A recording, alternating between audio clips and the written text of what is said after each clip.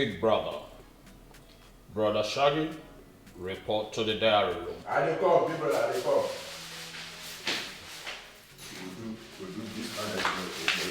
We'll do this big brother, no vex say I come late, Charlie. I dey hear alpha. What be the question? Brother Shaggi, This is uncalled for. You can't be picking beans in the diary room.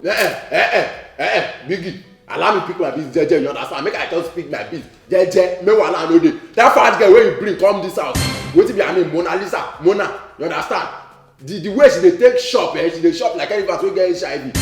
You know the last time wey you carry me come diary room wey dey tell me say all of them dey complain say I use mess kill them. You understand? The mess wey dem dey talk say I use kill them na from this beans o. If I comot for diary room as I reach kitchen, dem don chop all the beans inside the pot finish. So allow me pick my beans jeje, make I go cook my thing chop am.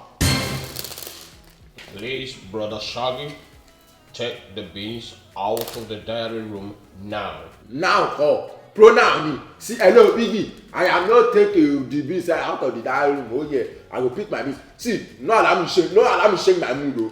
You understand? Because this one, my mood good. You understand? I come here, you call me, and they answer you. If my mood shake now, I go. I no go. If you when you call me from today to tomorrow, I no go answer you. You understand?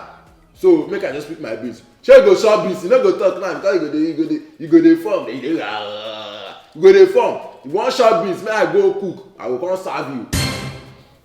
Brother Shaggi, I was informed that you left the building to the next house without permission. Yesterday.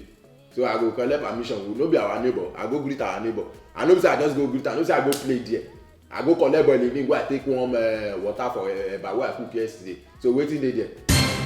Please, next time you go out without permission, you are automatically disqualified.